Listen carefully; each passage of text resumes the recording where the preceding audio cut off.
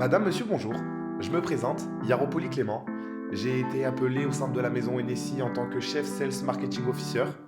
Ma mission a vraiment été de renforcer l'efficacité et d'accélérer la performance de l'entreprise du périmètre commercial au sein de la maison NSI. À travers cette courte présentation, j'ai abordé différentes missions, à savoir la création d'outils commerciaux, le personal branding, les relations publiques et réseaux sociaux, l'Improve Brand Image Awareness, l'intelligence émotionnelle du commercial au service du client et enfin le manager responsable lié RSE à son core business. Je ne vous apprends rien en vous disant qu'NSI, c'est avant tout 250 ans de savoir-faire français, une création datant de 1765, présent dans plus de 160 pays dans le monde, avec 470 000 fabriques. Lorsqu'on parle de collecte de données commerciales, que ce soit pour le prospect ou encore pour le client, il est vrai qu'on a l'habitude de parler de l'emailing, qui est du coup des emails personnalisés selon l'offre, le client, ou tout simplement pour présenter les nouveautés.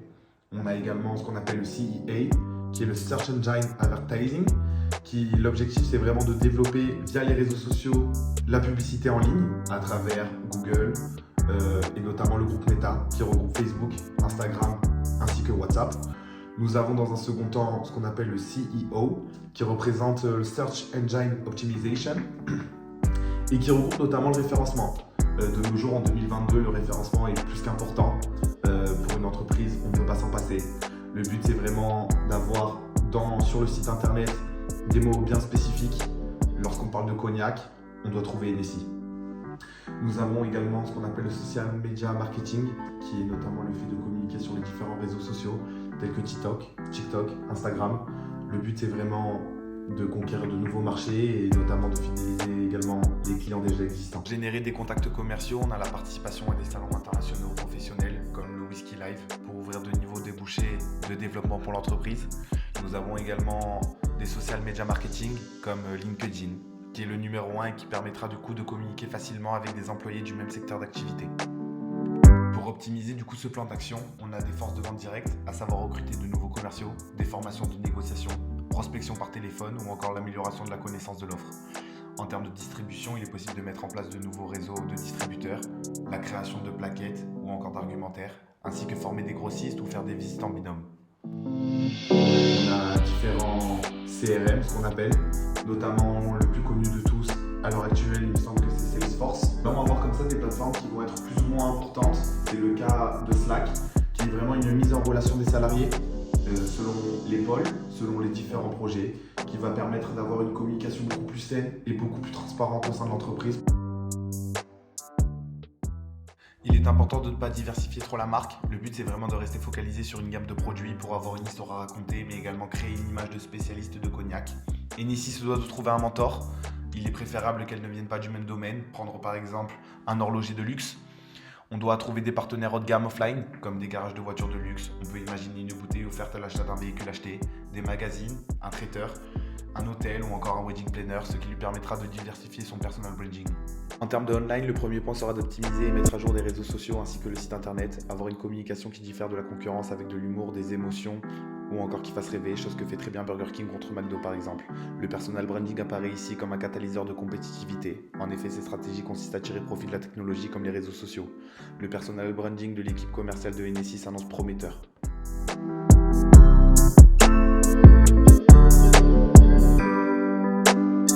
NSI se doit de réagir à l'actualité du secteur du luxe dans le but d'avoir du contenu pour ses réseaux, mais également pour proposer du contenu à la presse en s'incluant dans l'actualité. Créer ce que l'on appelle des coups publicitaires, ce qui consiste à tirer profit de ce qui fonctionne réellement en ligne, comme les bad buzz.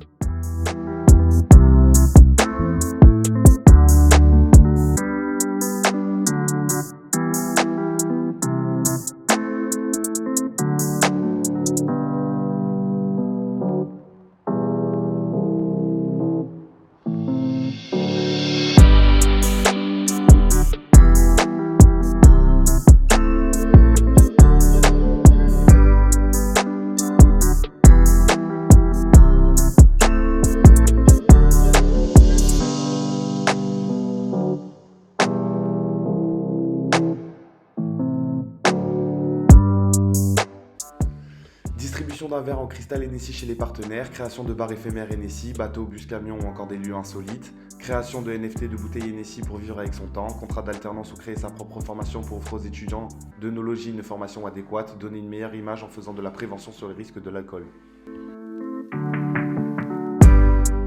L'objectif de redynamiser Hennessy qui est une marque prestigieuse mais vieillissante, donc peu connue de la jeune génération. Il ne faut pas vendre que du cognac, mais un sentiment d'appartenance à une classe sociale prestigieuse. Pour le lectorat, les cibles sont les 25-40 ans, une situation de vie confortable qui rêve de luxe.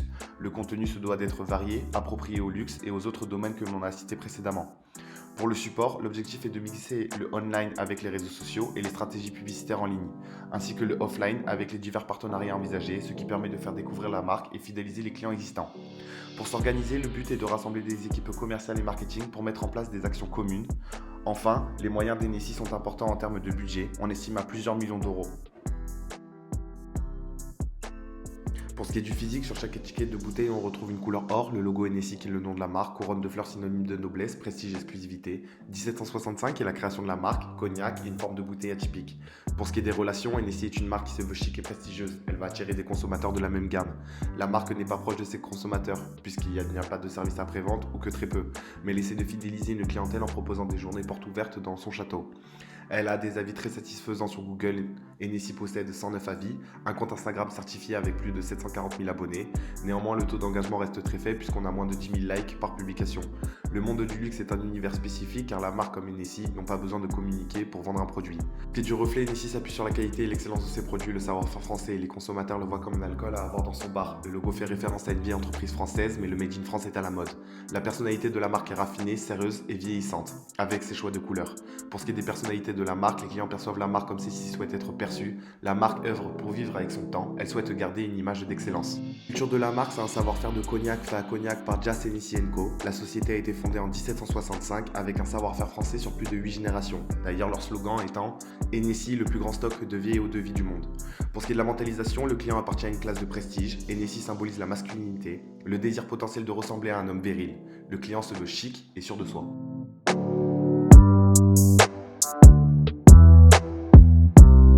Pour ce qui va être des commerciaux, il est important d'avoir de l'empathie, du dynamisme, de la persuasion ainsi que de la persévérance. Ils se doivent de savoir travailler en équipe, avoir une capacité d'adaptation et un certain leadership. Pour ce qui va être des marketeurs, il est important qu'ils travaillent avec un esprit créatif, une capacité d'adaptation également, savoir innover, travailler en équipe et avoir l'esprit d'initiative. Quoi qu'il en soit, dans les deux groupes, il est important qu'ils travaillent en commun accord pour atteindre des objectifs communs.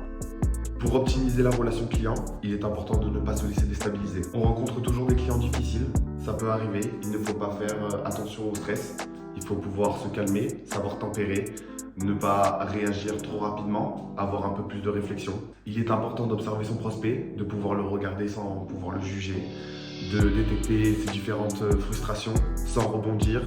Le métier de commercial n'est pas simple. On peut se retrouver avec des clients qui vont être mécontents, un délai d'attente beaucoup trop important et le commercial ne peut rien faire pour améliorer cela. Donc c'est vrai qu'on dit souvent qu'un commercial a plusieurs casquettes. La raison, c'est qu'il ne peut pas tout faire seul et c'est important que le service marketing, le service commercial, le service R&D et autres travaillent vraiment en commun accord pour pouvoir atteindre des objectifs plus importants.